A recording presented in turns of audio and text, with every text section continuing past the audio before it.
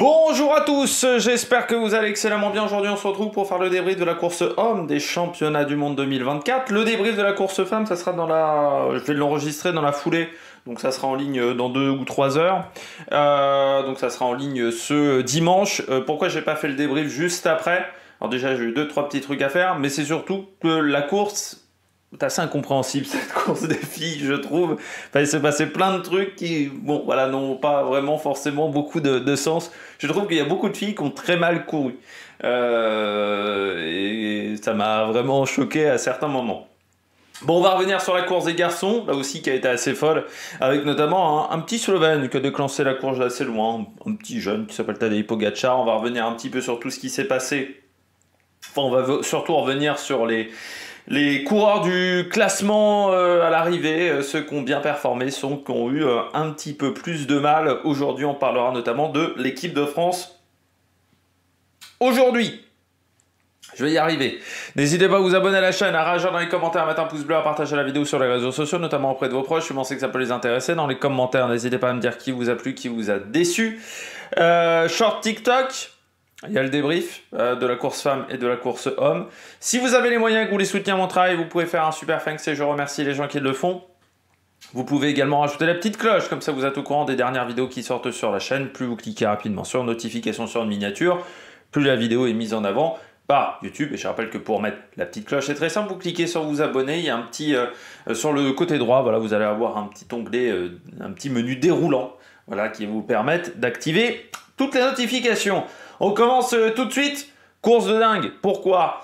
Pas forcément grâce à la deuxième heure de course. Il y a eu une première heure de course déjà très animée.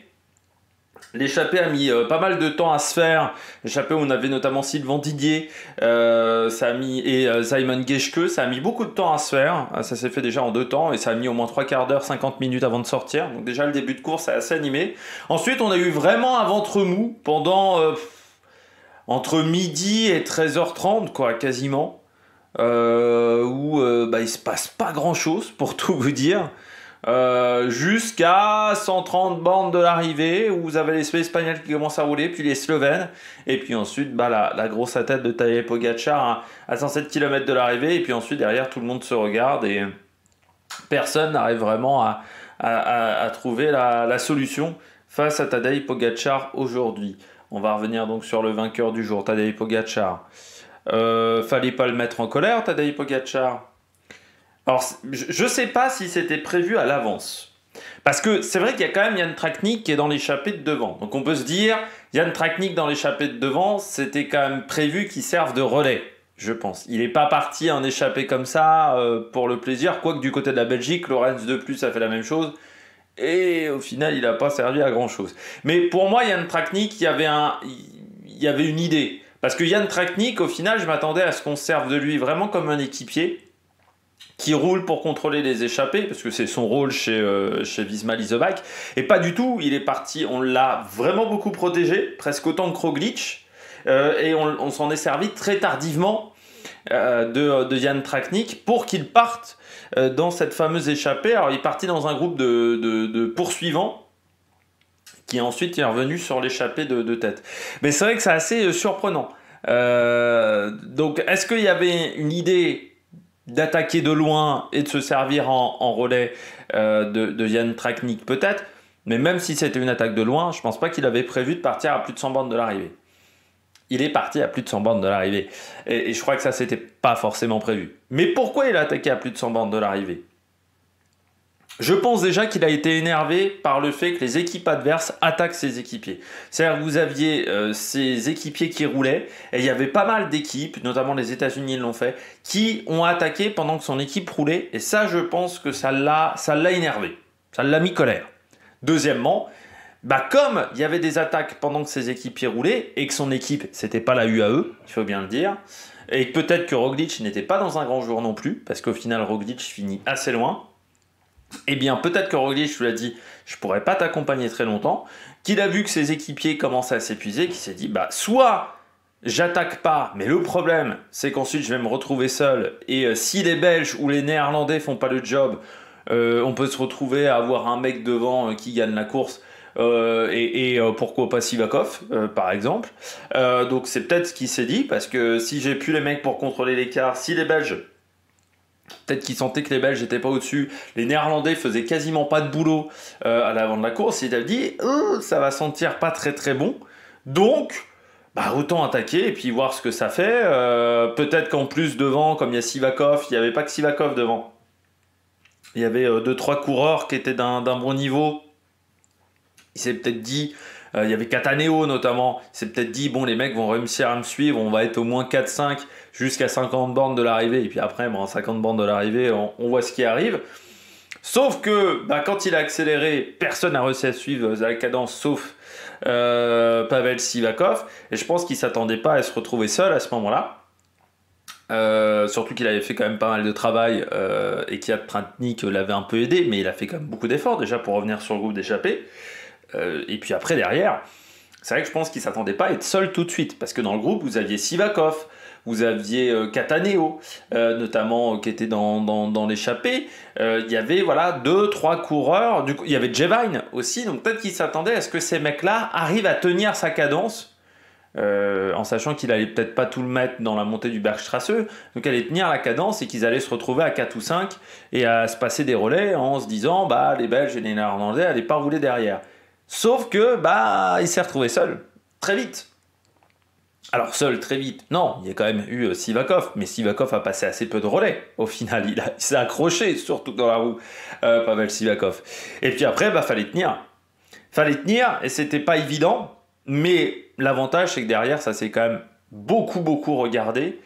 Je pense que Van Der Poel n'était pas sûr de lui, aujourd'hui.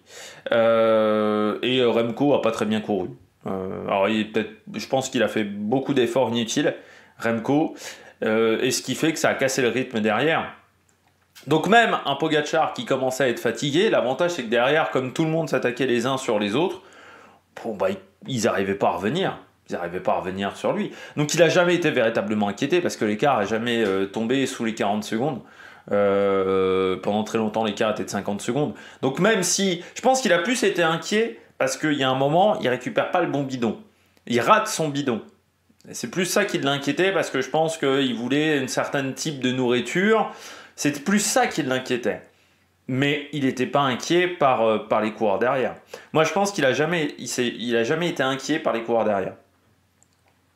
Parce que bon, moi j'ai regardé la course sur France Télé, je sais pas si c'était différent sur Eurosport, mais bon, Pasteur qui arrêtait pas de faire le faux suspense, bon, à un tour de l'arrivée, et quant à la Bergstrasse, il a pas perdu 10 secondes, c'était mort, voilà, pour les autres, parce qu'il a pas perdu suffisamment de temps, il fallait qu'il perde 20 secondes à la Bergstrasse, là on aurait commencé à s'inquiéter, parce que c'est ce qui était arrivé à Christen, chez les Espoirs, qui avait perdu beaucoup de temps, mais dès la Bergstrasse, il avait perdu beaucoup de temps, il n'avait pas attendu Whitcomb pour perdre du temps.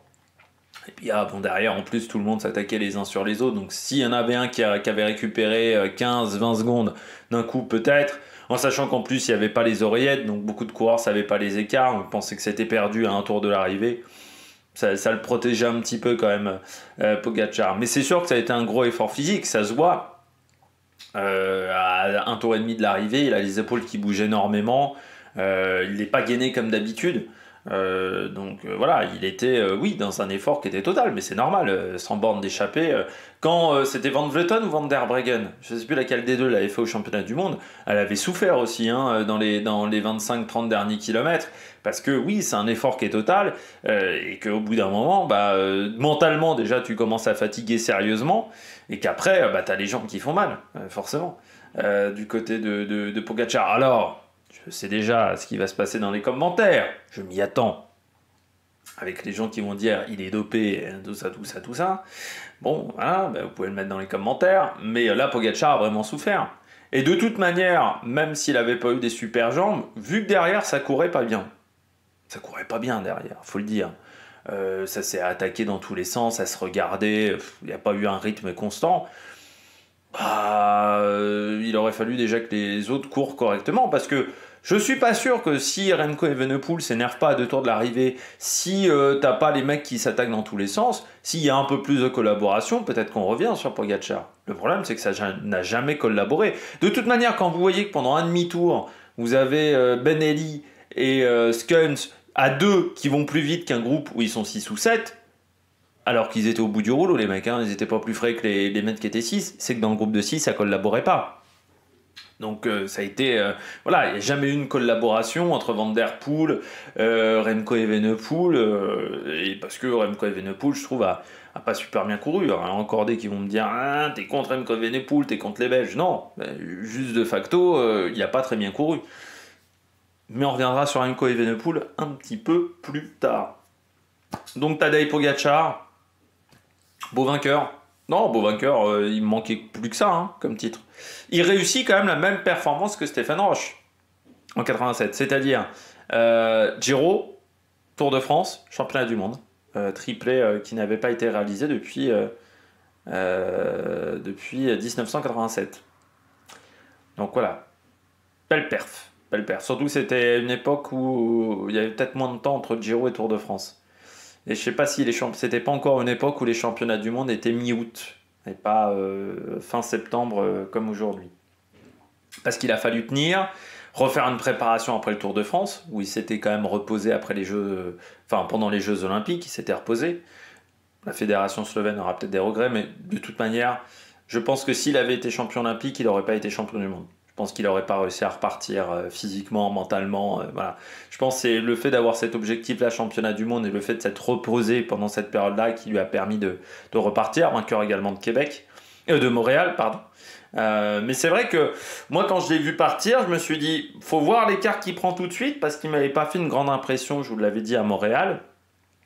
Donc j'ai attendu. Quand je vois à 80 km de l'arrivée que derrière ça se regarde, je me dis, bah, s'il s'écroule pas, et je pense que s'il s'écroule pas à un tour et demi de l'arrivée, ça va le faire. Et en fait, il s'est jamais écroulé véritablement. Surtout que derrière, les mecs avaient pas plus d'énergie. Donc voilà, Tadej Pogačar, champion du monde. Deuxième, Ben O'Connor. Bah, Ben O'Connor, alors je dirais qu'il a pas fait quand même la course de Chloé Dygert en revenant de l'arrière, mais il a très peu attaqué, Ben O'Connor. Jusqu'à la dernière demi-heure de course, Ben O'Connor il suit, un peu comme Enric Mas, mais on le voit assez peu. Parce que déjà du côté de l'Australie, je pense qu'on s'attendait pas à être autant décimé. Je pense que c'était pas lui le leader. Je pense que Jevine était peut-être considéré comme un attaquant, comme un électron libre. Je pense surtout Michael Matthews, qui aujourd'hui n'a pas été dans le coup. On s'attendait quand même. Moi, je m'attendais à ce que ça soit plus Michael Matthews, qui, on va dire, voilà, a un profil qui passe très bien les bosses. Je dirais un peu meilleur sprinter peut-être que Van Der Poel, mais et un peu moins bon en classique que Van Der Poel, mais c'est un registre qui passe bien les bosses. Donc je me disais, vu ce que j'avais vu de Chloé Dygert, je m'attendais absolument pas à ce que hier Chloé Dygert arrive à s'en sortir chez les filles. Je m'étais dit, bon, putain, c'est Michael Matthews, Ben O'Connor, il aura plus un rôle de leader de rechange au cas où. Il a eu ce rôle de leader de rechange. Il arrive à tenir la cadence. Il arrive à tenir les Remco Evenepoel et Van Der Poel. Il passe très peu de relais. Moi, je le voyais à chaque fois, il était dans les dernières positions. Il y a un moment, il a eu vraiment un gros coup de mou dans le Bergstrasse, mais il arrive à revenir. Derrière, il attaque dans la dernière petite bosse là. C'est l'un des rares même qui a fait un écart dans cette bosse là. C'est le seul qui a réussi à prendre une médaille en partant dans cette bosse là du côté des valides. Et ensuite derrière, bah, impossible de revenir sur lui parce qu'ils n'arrêtaient pas de se mettre des menaces. Mais il a été très fort parce qu'il part même, je dis une bêtise, il part même après parce qu'il part dans la zone technique. Il part après la bosse aux 500 mètres. Il a attaqué au moment de la zone technique. La deuxième zone technique, c'est là où il part, côté droit. Sauf que lui, il le fait bien, parce qu'on va voir, j'ai un mot à dire sur Van Der Poel. Et à la fin, bah, il prend tout de suite 10 secondes d'avance. Et derrière, personne n'arrive à le rejoindre. Ça parachève la très belle saison de Ben O'Connor. Deuxième de la Vuelta, quatrième du Giro, qui a été également deuxième de l'UAE Tour, pour ceux qui s'en rappellent, en tout début de saison. Même si c'est pas forcément un profil classic man, mais on savait que c'était un parcours qui était assez ouvert. Et puis là, il avait une équipe qui était... il n'y avait pas Benoît Cosnefroy, par exemple, face à lui, qui était dans la même formation. Donc c'est vrai que Ben O'Connor s'est souvent retrouvé dans des équipes où il y avait d'autres mecs qui étaient bons. Enfin voilà, chez NTT, il y en avait aussi quelques-uns qui étaient bons dans ce registre-là de grimpeurs punchers. Donc c'est vrai que c'était pas forcément évident pour Ben O'Connor. C'est aussi un coureur qui est pas mauvais quand les conditions sont difficiles. Je me souviens de son Giro avec la NTT, il avait été bon. Donc c'est vrai que là aujourd'hui il faisait pas très chaud. Et puis il fait une très grande saison, Ben O'Connor. Il fait une très grande année. Donc voilà, une très grande course du côté de Ben O'Connor qui a su saisir sa chance. Et puis pour l'Australie, ça sauve presque la course de l'Australie parce que s'il n'avait pas été là, Ben O'Connor, ça aurait été compliqué parce que Jevine il a explosé très vite dès qu'il a accéléré. Notre ami Pogacar et derrière Matthews a disparu très vite. Jane Lay, c'était pas forcément un parcours qui pouvait lui convenir, donc sinon ça a été compliqué, donc ça sauve presque la course de la formation australienne. Troisième Van Der Poel, je comprends pas qu'il soit pas disqualifié Van Der Poel, vraiment hein. Parce que quand on me dit avec Formolo on applique le règlement, je suis désolé, mais on ne l'applique pas de la même manière pour tout le monde. Formolo il se fait disqualifier sur une position à laquelle Bilbao fait la même à Montréal, et il n'est pas disqualifié Bilbao. Là, excusez-moi, Van Der Poel, il est à 2 doigts de dégommer des passants quand même, à un moment, dans la journée, à 1 heure de l'arrivée. Il est à 2 doigts de dégommer des passants. C'est-à-dire que si les mecs se reculent pas, ils se font défoncer par Van Der Poel. Je croyais que ça c'était interdit de rouler sur les trottoirs. C'est marqué dans le règlement, c'est interdit de rouler sur les trottoirs et les pistes cyclables. Alors c'est pas le seul, hein. Il y a un moment, il y en a des qui sont passés très proches du caméraman, mais il y a, on va dire, une zone de tolérance normalement. Sauf que là, pour moi, il met en danger le public. Il met en danger le public. Donc pour moi, Van Der Poel doit être disqualifié. Ou déclassé au moins, mais déclassé en dernière position du groupe. Mais pour moi, cette médaille de bronze de Van Der Poel, ça montre bien que l'UCI, avec certains coureurs, elle attaque plus qu'avec d'autres. Hein. Alors, c'est pas la seule fédération qui fait ça. J'ai envie de vous dire que la FIA fait la même chose avec la Formule 1. Mais là, c'est un vrai problème pour moi. C'est un vrai problème. Enfin, là, Van Der Poel, pour moi, troisième, pour moi, qui n'est pas disqualifié, c'est pas normal. Donc voilà, ça m'énerve du côté de ce règlement. Après, c'est pas de la faute de Van Der... Enfin, c'est pas de la faute de Van Der Poel. Van Der Poel a fait l'action, mais le fait qu'il soit déclassé, c'est pas de sa faute, c'est de la faute de l'UCI, qui a un règlement, qui a des cartons jaunes, qui nous a sorti les cartons jaunes pour pas en foutre quasiment les 3/4 de la saison, et pour avoir une manière d'appliquer le règlement. Le problème, c'est que les commissaires, ils sont différents sur chacune des courses. T'as des commissaires qui sont plus ou moins sévères, et je suis pas sûr qu'il y ait qu'on étudie ce que font les arbitres. Vous savez, au foot, quand on voit qu'il y a un arbitre qui travaille pas mal, pas bien, on le relègue. Il n'y a pas ce système-là avec les commissaires, donc il y a des commissaires qui font un petit peu n'importe quoi, et puis il y a des commissaires qui appliquent le règlement à la lettre, à la lettre, à la lettre. Sauf que si tu es au championnat du monde et que c'est pas ce commissaire-là qui est au départ, tu sais que tu vas pouvoir en faire plus. Là, je trouve que l'action de Van Der Poel, elle est hyper dangereuse. Bon. Et l'action des 3-4 coureurs avec le caméra, où ils passent derrière le caméraman aussi, c'est un petit peu chaud, je trouve. Sur le terre-plein central, juste après la ligne d'arrivée. Bon, on va revenir sur Van Der Poel. Je trouve qu'il a mieux couru que Evenepoel. Déjà parce que son équipe des Pays-Bas est un petit peu plus solide, parce qu'il y a eu Bauke Mollema.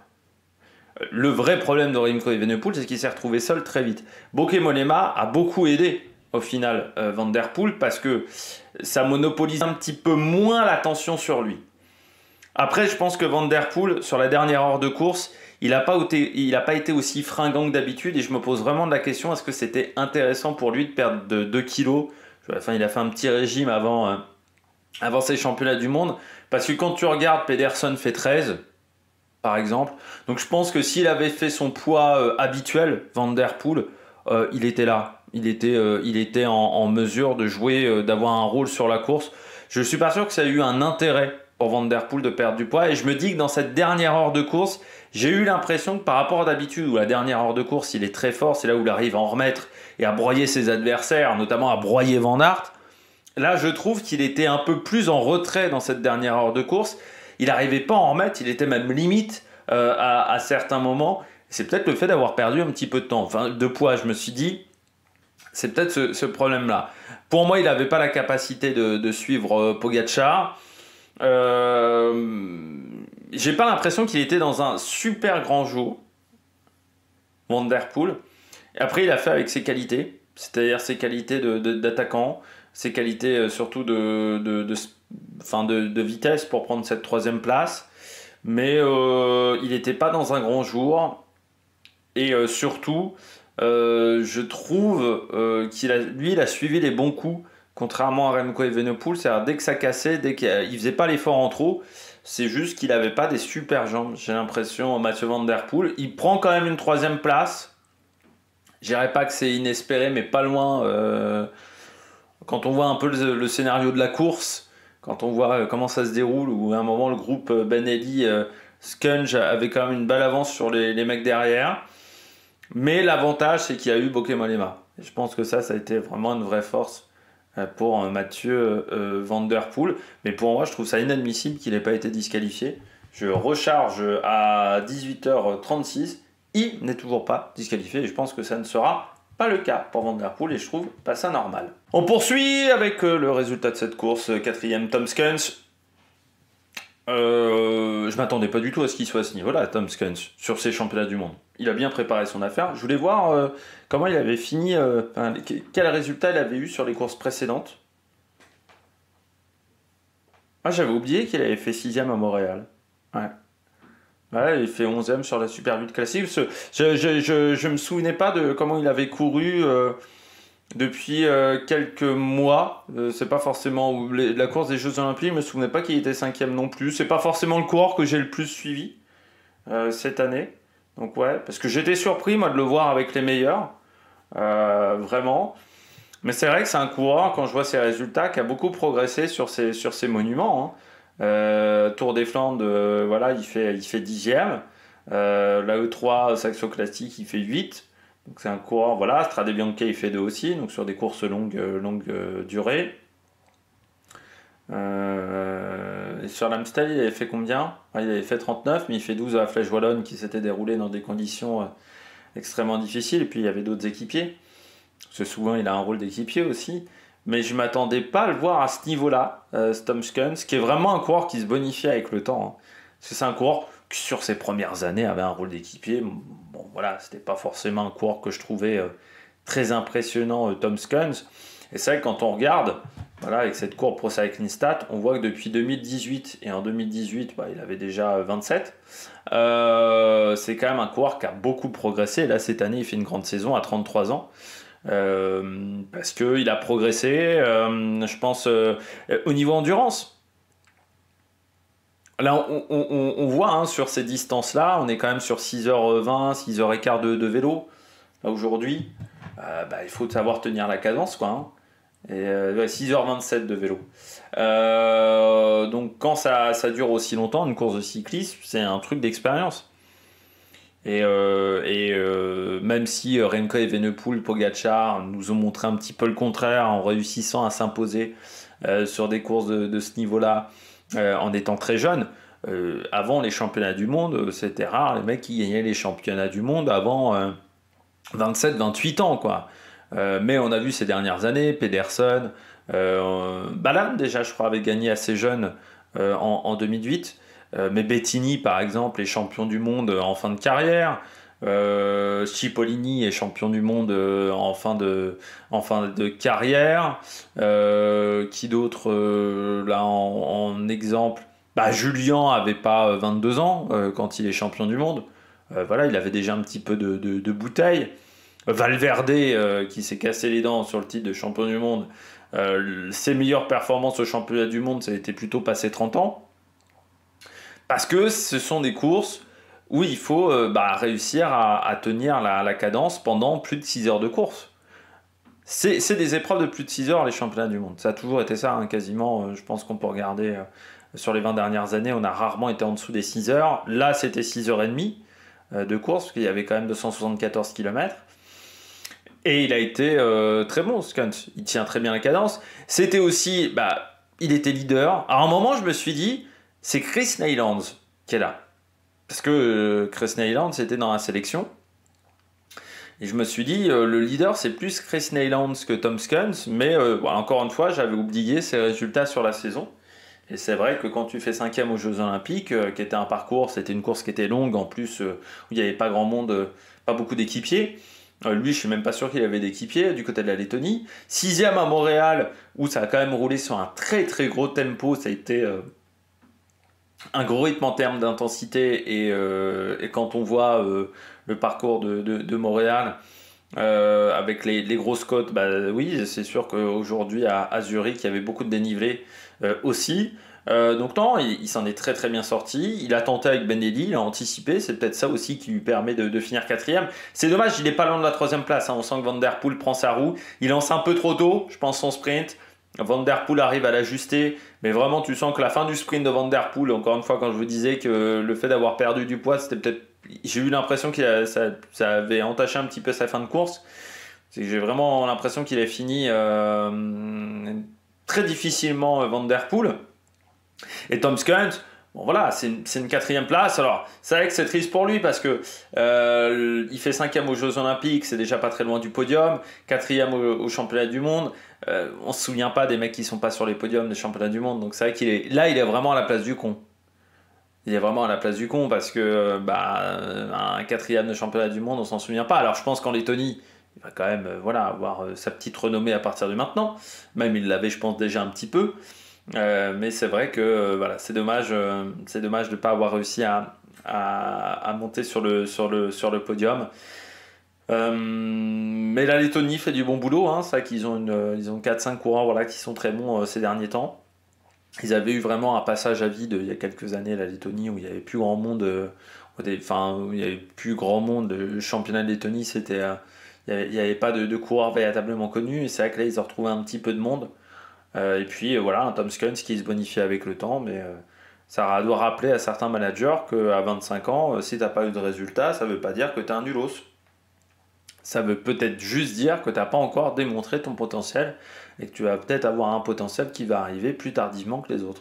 Parce que lui, quand vous regardez voilà, ses premières années chez les pros, je pense qu'en 2014, voilà, il est chez Incapi Racing Team, 2015 aussi. Quand il arrive chez Cannondale, je suis pas sûr que chez Cannondale, on se dise tiens, on est sur un super coureur. Et c'est vrai que Trek lui a réussi à le faire passer un cap, quoi. C'est vraiment son arrivée chez Trek qui lui a fait beaucoup de bien à Tom Skuns. Remco Evenepoel, le dossier Remco Evenepoel. Il a très mal couru, je trouve. Il a très mal couru. Quand j'avais présenté les équipes, j'avais dit l'équipe de Belgique n'est pas très solide. On me l'a reproché dans les commentaires. Bon, après, j'aurais pu me planter. Hein. Il s'avère que l'équipe de Belgique a tenu 15 km à plein régime. Moi, il y a quand même des... c'est vrai que... Pas Sven Nys. Thibaut Nys, par exemple. Pourquoi il n'était pas au départ ? Moi, j'aurais peut-être pris Thibaut Nys. Est-ce qu'il était pas... Après, il est peut-être blessé. Hein. J'ai peut-être raté un épisode. Mais tiens, on va voir s'il est blessé. Hop.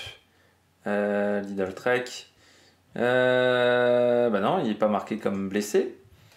Mais il n'a pas couru depuis le 25 août.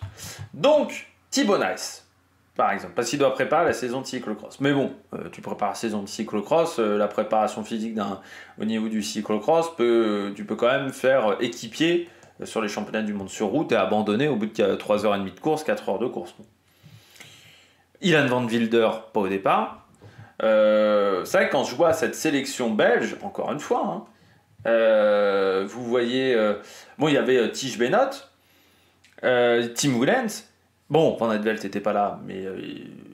voilà, Van Edvelt était tombé. Van Edvelt... il n'a pas couru depuis longtemps. Van Edvelt...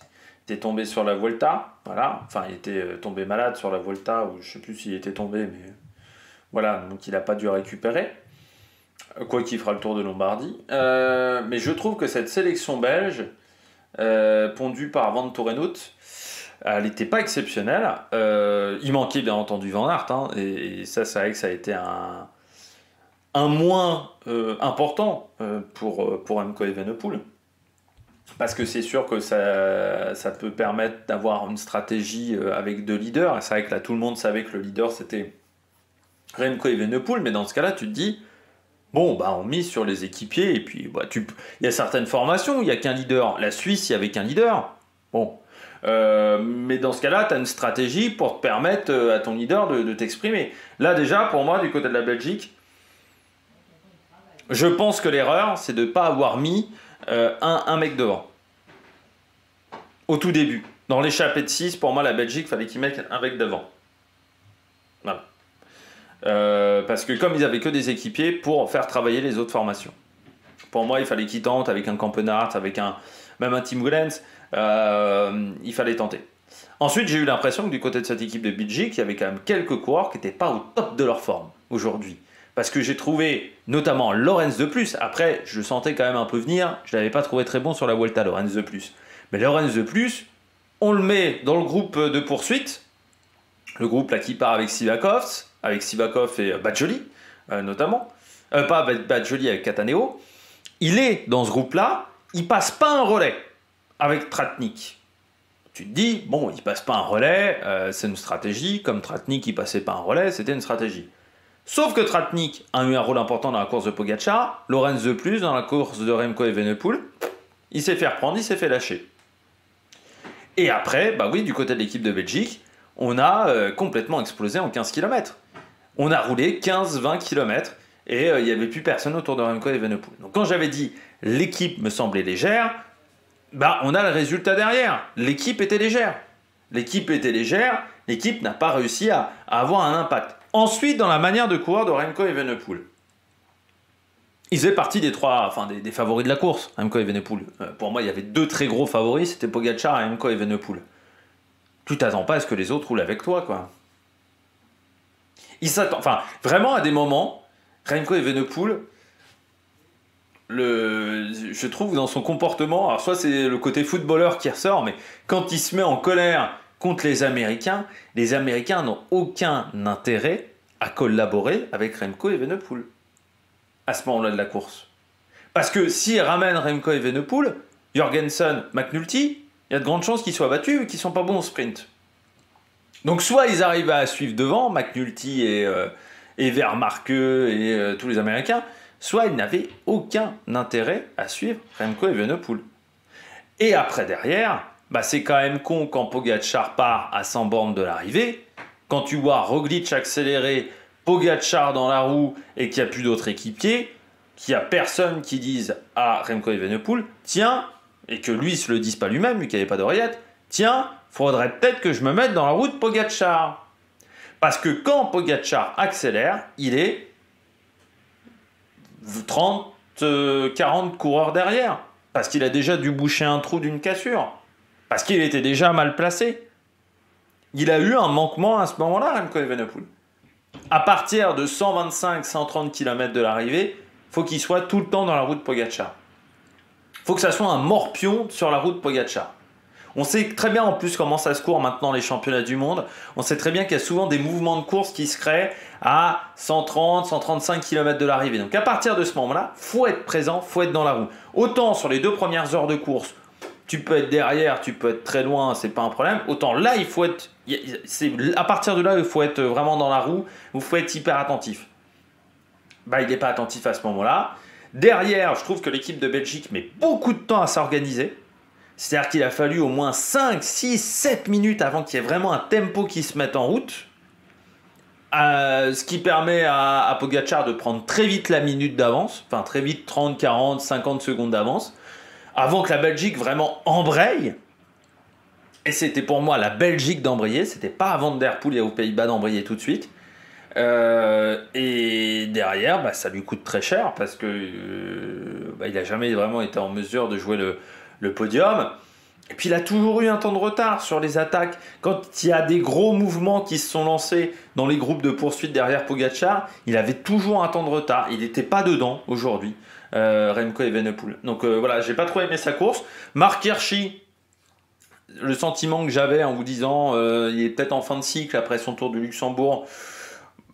Quand il accélère, c'était pas transcendant comme sur la classique à San Sebastian, c'était pas transcendant comme l'attaque qu'il avait placée sur la Bretagne classique où il avait vraiment mis une grosse minace. Là, il met des attaques, mais c'est pas aussi efficace que sur ces courses-là, peut-être Encore une fois, un pic de forme, ça tient pas 8 mois. Hein.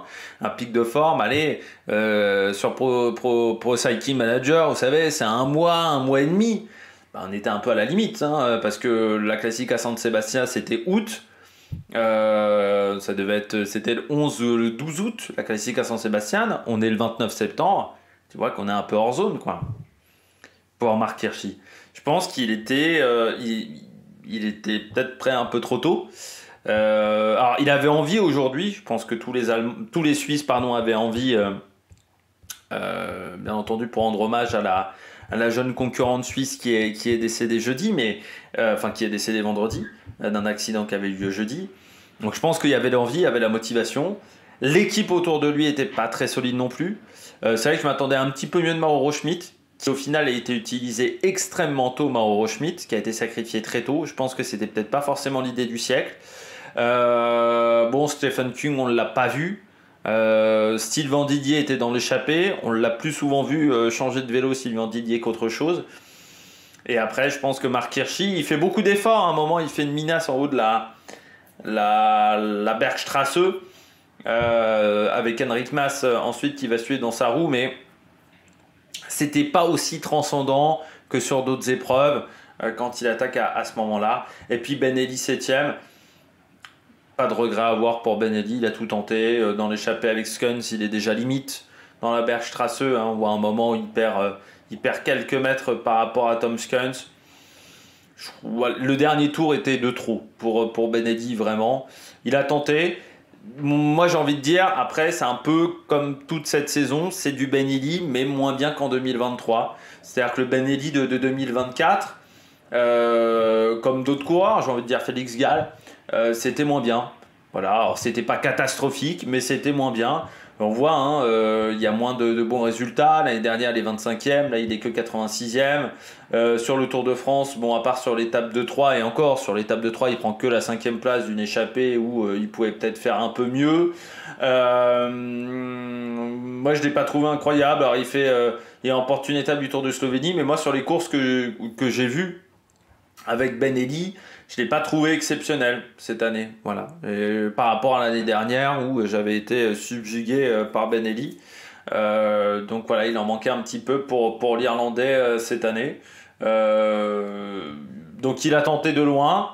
C'était intéressant pour lui d'anticiper, parce qu'en plus on sait qu'il a la caisse pour anticiper.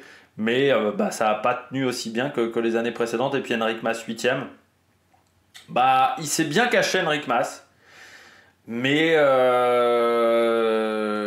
il s'est bien caché, quoi. Il s'est bien caché pendant toute la course, Henrik Mas. Les Espagnols se sont quand même beaucoup cachés à un moment. Il y avait beaucoup de coureurs espagnols, il y avait beaucoup de top coureurs espagnols. C'est vrai que quand vous regardiez cette liste de départ du côté de l'Espagne, Ayuso, Mas, Adria, Castrillo, mais il y a eu des ratés dans leur course. Castrillo, par exemple, il n'a peut-être pas encaissé la Vuelta.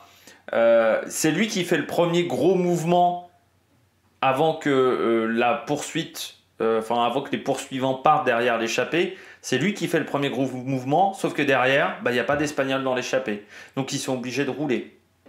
Ça leur coûte un petit peu d'énergie.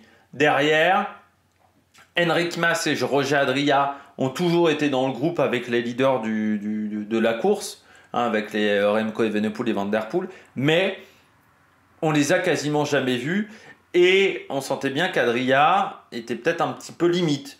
On n'a pas vu Juan Ayuso de la journée, par exemple du côté de l'Espagne.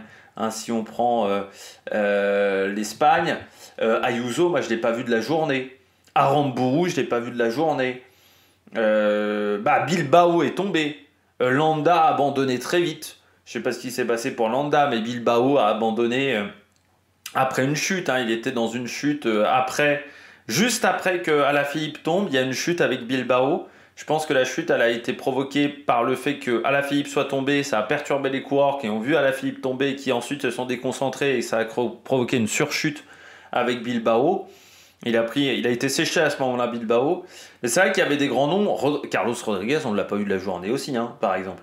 Mais avoir que des grands noms, ça ne suffit pas. Il faut aussi à des moments des équipiers. Je pense que ça manquait d'équipiers du côté de l'Espagne. C'est bien d'avoir 2 leaders, peut-être 3 leaders, Mais là, tu avais 4-5 coureurs. Non, là, il y a un moment, il faut faire des choix. Dans une équipe, je pense que 2 leaders, c'est bien. Ça te permet d'avoir une solution de rechange. Mais avoir 4-5 leaders différents, bah après, c'est pas des leaders. C'est-à-dire, ce sont des électrons libres, il faut faire des coups. Il faut créer du mouvement. Sauf que l'Espagne a raté les 2 mouvements principaux de la course. Donc c'est là où il y a eu un petit problème. Après, Enric Mas, 8e, il tente dans le dernier tour. On savait très bien qu'Enric Mas au sprint, ça allait pas le faire. Mais tu sens que dans le dernier tour, bah, c'est un peu long pour lui, quoi, 274 km. Il n'a pas réussi à tenir la cadence sur la fin. Donc ça a été un petit peu trop difficile pour lui. Belle perf, Quinn Simmons 9e. Je m'attendais pas à le voir à ce niveau-là, Quinn Simmons. On sait que c'est un coureur qui a la caisse, parce que suivre Wout van Aert dans une échappée sur le Tour de France, c'était pas évident. Mais de là à être présent sur un championnat du monde, à être acteur, puisqu'il a été animateur de la journée, Quinn Simmons, on l'a beaucoup vu. C'est vrai qu'on a beaucoup vu le maillot des États-Unis, mais c'était un peu foufou quoi, du côté des États-Unis.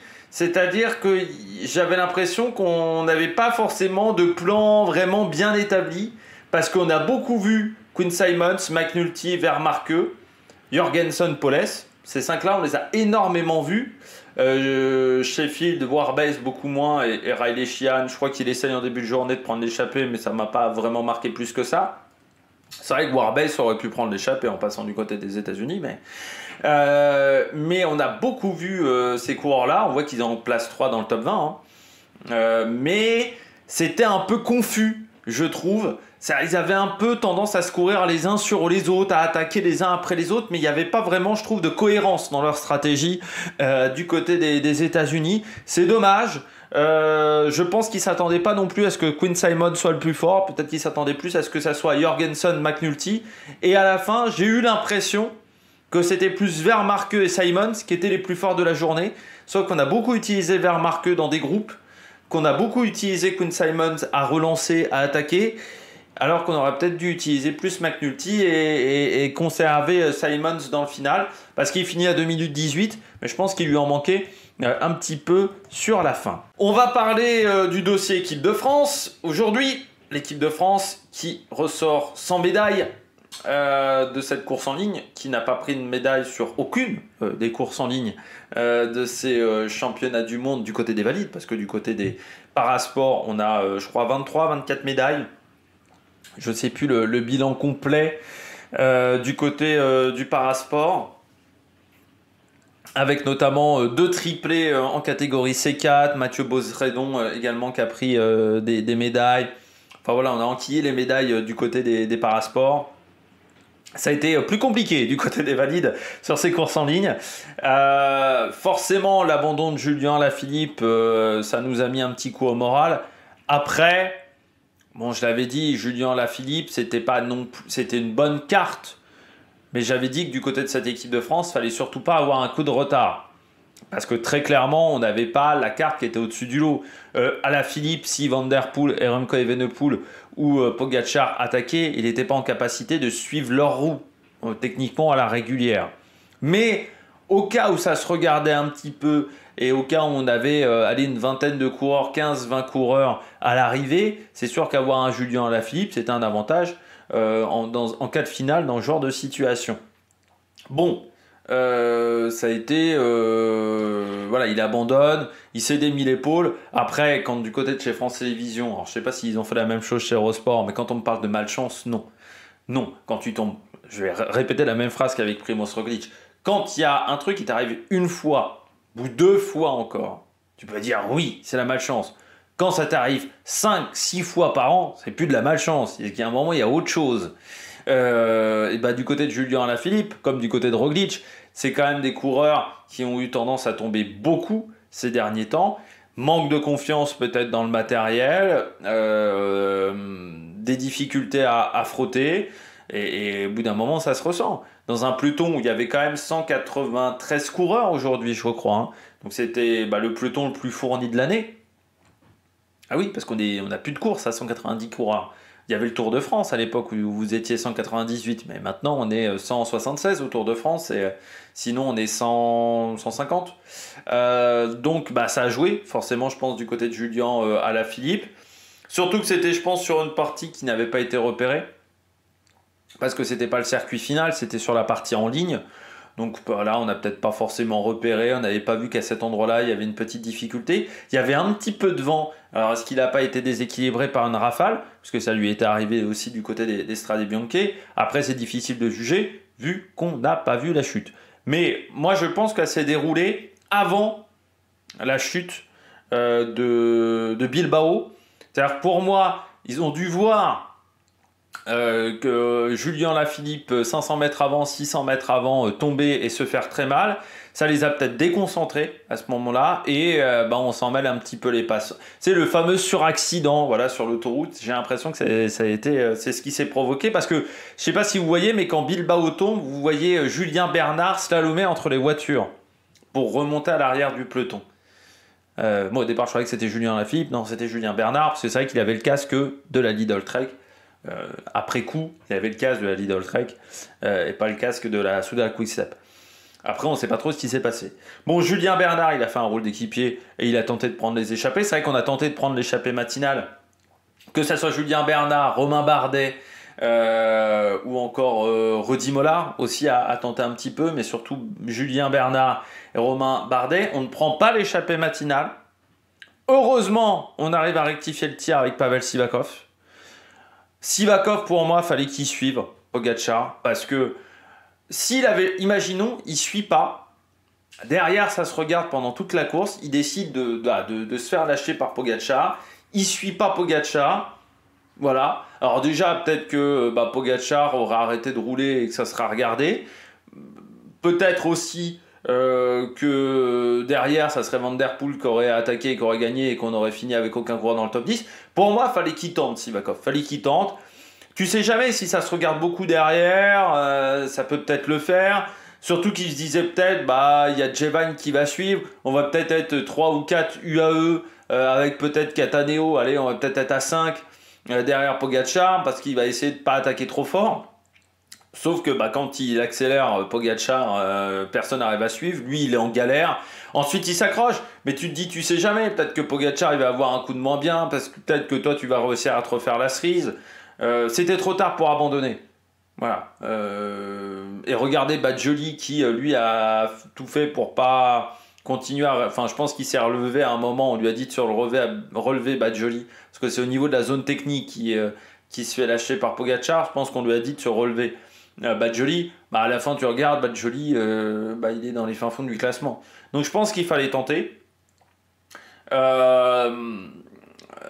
Mais bon, après à la fin il explose complet. Il essaye de passer des relais, mais bon, il explose complet. Derrière David Gaudu, on a senti que dans la dernière heure de course c'était un peu long. C'est un domaine où il doit peut-être encore travailler s'il veut être plus performant sur les courses de ce type-là, c'est sur la dernière heure de course. C'est vrai que souvent il est un peu en difficulté dans la dernière heure de course et là ça s'est senti. Madouas, le problème c'est qu'il est, il est toujours dans les dernières places dans un peloton et je pense qu'il s'est pris une cassure parce qu'il finit fort, il finit 22e. Il a ramassé les morts Madouas, mais je pense qu'il s'est pris une grosse cassure à un moment où ça a accéléré et que il était mal placé et donc mal placé peut-être dans le Whitcon à un moment et ça a pas voilà, le résultat est là. Romain Grégoire encore un petit peu jeune sur un parcours de ce type là. Rudy Mollard, l'année a quand même été compliquée pour Rudy Mollard, il a repris très tardivement la saison, donc peut-être un petit manque de caisse aussi sur la longueur de course. Et Romain Bardet, je pense qu'il lui en manque un petit peu sur la fin de course, c'est les efforts qu'il a fait pour prendre l'échappée matinale. Je pense que l'erreur, c'est d'avoir voulu prendre l'échappée matinale avec Romain Bardet. Je pense que pour moi, ça c'est une erreur tactique. Pour moi, il fallait peut-être plutôt Madouas, plutôt Romain Grégoire, par exemple, prenne, attaque vraiment pour aller dans l'échappée matinale. Pour moi, Bardet, il fallait le garder comme Julien Lafilippe, comme David Gaudu. Pour moi, ces trois coureurs-là devaient être protégés. Sivakov, fallait voir comment on l'emploie. Mais pour moi, ces 3-4 coureurs, il fallait pas qu'ils tentent de prendre les échappées. Pour moi, c'était plus Julien Bernard, c'était plus Rudy Mollard, Romain Grégoire et Madouas, pour moi, vu son endurance, qui devait tenter de prendre l'échappée sur un parcours de ce type-là. Et je pense que l'erreur, ça a été que Romain Bardet tente de prendre l'échappée. Ça lui coûte beaucoup d'énergie sur la première heure de course. Et l'énergie qu'il a utilisée dans cette première heure de course, c'est ce qui lui manque pour moi dans le dernier tour pour réussir à faire la jonction et à être dans ce groupe qui se bat pour la médaille de bronze. Voilà, tout simplement du côté de Romain Bardet.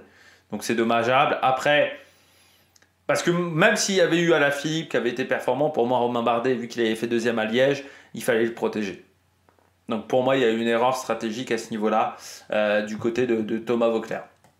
Après, pour moi, Sivakov, fallait qu'il suive la cadence. Hein. Bon, Roger Adria 11, c'est pas mal pour le coureur de la Bora qui fait une grande année et qui avait fait une belle Vuelta. Bokemolema 12. Pedersen, au final, les mecs qui revenaient de l'arrière, ça a un peu moins bien marché que sur la course féminine et que sur les autres épreuves au final, il y avait eu pas mal de coureurs qui avaient réussi à s'en sortir sur la fin. Donc dommage voilà, du côté de Mats Pedersen. Marcus Holgard, bon, 14e, j'ai pas trop vu de la course. Zimmerman, là aussi, pas vu Zimmerman. Il a dû ramasser les morts. Only, très actif vers 70 à 50 bornes de l'arrivée. Mais dans le dernier tour, il a explosé, il a pas réussi à tenir la cadence. Mais j'étais content de le voir à ce niveau-là. McNulty, c'était un peu long pour lui. C'était un peu la question que je me posais sur des épreuves de plus de 220 km. Est-ce qu'il allait tenir la cadence? Il n'a pas tenu la cadence. Jane Lay, bon, il a fait sa course. Vers Marqueux, pas mal, hein, l'américain. Mais bon, on se souvient de son duo normand avec Romain Bardet sur le Tour de France. Donc on sait que c'est un coureur qui a des bonnes capacités d'endurance, parce que ce jour-là, ça roulait vite. Donc voilà, c'est pas mal. Après, il a fait beaucoup d'efforts aussi vers Marqueux. Ça lui a coûté sur la fin. J'ai été surpris de voir Mathias Vachek. Ça, pour moi, c'était la grosse surprise aussi, de voir Mathias Vachek avec les meilleurs. Bon, ça s'est peut-être un peu payé dans le dernier tour, mais ça reste un jeune coureur qui aurait pu faire la course espoir en passant. Lui, il a décidé de faire la course élite. Mais j'étais assez surpris de le voir avec les meilleurs. Parce que c'est vrai qu'on l'avait vu pas mal au sprint et c'est intéressant de voir qu'il a en capacité également de tenir la cadence. Il sera sur la Sparkassen Müsterland Giro, tiens, la semaine prochaine, en octobre. Course intéressante en Allemagne qu'on suivra peut-être. Et puis Madouas, Kort Nielsen, j'avais dit, je ne l'avais pas trouvé incroyable sur le Tour du Luxembourg. Donc il a fini assez loin. Ciccone Ayuso, mais voilà, des coureurs qu'on a assez peu vus. On va regarder un petit peu les abandons.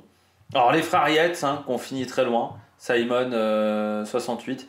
Les frères Yates, c'est vrai que les Britanniques, je m'attendais à un peu mieux des Britanniques. Parce qu'au final, le premier c'est Oscar Andy. Stephen Williams s'est retrouvé dans l'échappée. Je ne l'aurais pas forcément mis dans l'échappée. Moi, j'aurais plutôt demandé à ce qu'il reste caché jusqu'au bout. Bon, Adam et Simon finissent assez loin. J'étais assez surpris de le voir dans une échappée du côté de la course. Parce que pour moi, il fallait plutôt qu'il se réserve. Stephen Williams, vu sa capacité de sprint. Donc ouais, un petit peu surpris de ce côté-là. Et il y a quand même 81 coureurs qui ont réussi à finir, notamment les Uruguayens, Fagundes et Silva, Fagundes chez Burgos BH, qui ont réussi à tenir jusqu'au bout. Robin Thompson aussi, le néo-zélandais, qui a fini. Tiberi, c'est vrai qu'on ne l'a pas vu de la journée. Finalement, il finit 69e, lui qui avait remporté le Tour du Luxembourg, mais on ne l'a pas vu de la journée, Tiberi. Woods, on l'a vu à 130-140 km de l'arrivée, mais après il a quand même bien disparu. Et puis parmi les coureurs qui ont abandonné, Michael Matthews, Gebre Zabier, c'est vrai, qui était plutôt pas mal. Bon, Dillier, Verdigan et Pekala. De toute manière, quand tu prends l'échappée sur des championnats du monde ou des Jeux Olympiques, tu es rarement au bout à l'arrivée. Normalement, il y a... qui d'autre a abandonné? Frank Van Den Broek, aussi du côté des Pays-Bas, mais qui a dû rouler un petit peu. Du côté Félix Gall, Tratnik, qui a quand même fait un gros travail pour Pogacar. Stephen Williams, qui a abandonné, qui était dans l'échappée. Jevain aussi. Tim Willems. George Bennett, aussi, qu'on n'a pas vu, du côté de la Nouvelle-Zélande. Storer. C'est vrai que la Nouvelle-Zélande, on aurait pu s'attendre à voir Finn Fisher-Black, mais un peu jeune encore. Badjoli, qui a explosé. Miss Sud pour Matt, qui a abandonné. Mentis, un peu comme sa saison. Asgreen, qui a été appelé de dernière minute du côté du Danemark, ça lui faisait moyennement plaisir. Derek G également, qui a abandonné. Cepeda, Lipins, Fedorov, du côté des Kazakhs, Ils sont quand même disparus assez vite. Bilbao, donc on a dit. Hein. Charman aussi, on aurait pu s'attendre un peu mieux. L'Ancelotti, de toute façon, seul, c'était compliqué. Du côté de l'Ancelotti, Pajour, donc a tenté de prendre l'échappée. Ça n'a pas marché. Du côté de Pajour, il est resté en chasse-patate. Voilà. Et puis Skelmoseux qui a abandonné très vite, mais bon, il était tombé sur le Tour du Luxembourg. C'est pour ça que je ne l'avais pas mis parmi mes favoris, parce que j'y croyais moyen. Puis Guillaume Boivin, lui, n'avait pas pris le départ. Et puis Almeida aussi, hein, qui est tombé, semblerait-il. On n'a pas eu beaucoup d'informations. Sur les chutes, c'était moyennement filmé, hein, sur la partie en ligne. Et puis toujours des problèmes de GPS hein, sur ces championnats du monde. On a été marqué par des fois des écarts qui fluctuaient. C'était assez désagréable. Bon, j'espère que vous avez aimé cette vidéo. La semaine prochaine, Musterland Giro, il y a la Crow Race aussi. Donc voilà, il y a Binche, Chin et Binche. Je pense qu'on fera la Crow Race, parce qu'on l'a fait les dernières années. Puis on verra, peut-être qu'on fera Binche, Chin et Binche, si on a le temps. Et je pars Carcassonne, Musterland Giro. Et puis après, il y a les semi-classiques italiennes. Bien entendu, Paris Tour, le 6 octobre. Et puis ça, on fera le débrief de Paris Tour. Et puis Tour de Lombardie aussi en fin de saison. Donc comme il n'y aura pas Paris-Bourges ni le Tour de Vendée, bon, on va faire les semi-classiques italiennes. Hein, donc Bernocchi, Trois-Vallées, Varesine, ça c'est sûr. Et puis Grande Piemonte, Tour de Lombardie pour finir cette semaine italienne. Et puis après, on verra sur la fin octobre, mais le Giro del Veneto, on le fera. Giro del Veneto et Veneto Classique, qui clôture la saison italienne. Et puis on fera peut-être aussi le Great Tour of Ganzi du côté de l'Asie, du côté de la Chine.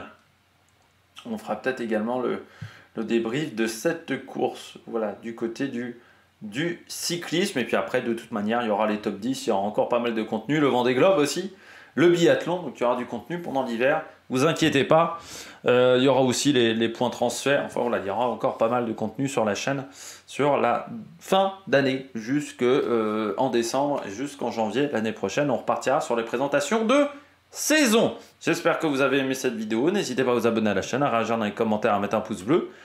Et puis peut-être aussi il y aura des nouveautés s'il y a la fibre. Hein. J'attends toujours la fibre. Et puis nous on se retrouve pour de nouvelles aventures sur la Mec Production. Ciao ciao.